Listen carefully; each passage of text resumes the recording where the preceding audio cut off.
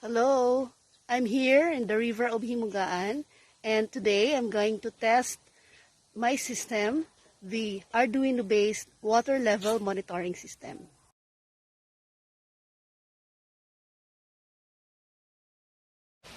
This is the river of Himugaan Baybay. It is very long and I'm going to test my system here.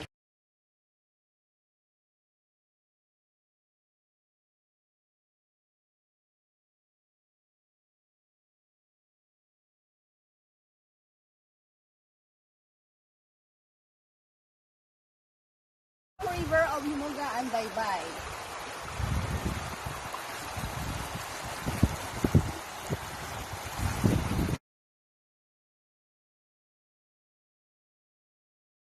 These are all the materials that I needed for my Arduino-based water level monitoring system.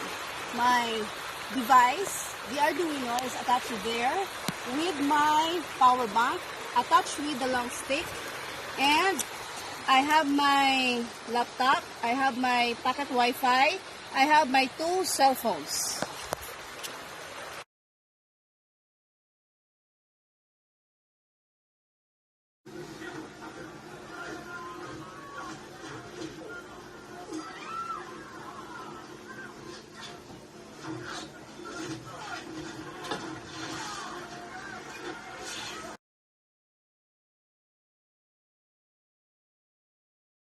I'm going to test now my system.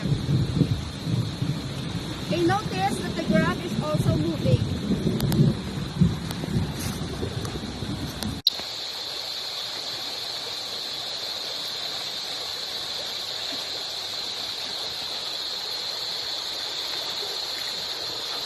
My device, and I'm going to see if it works.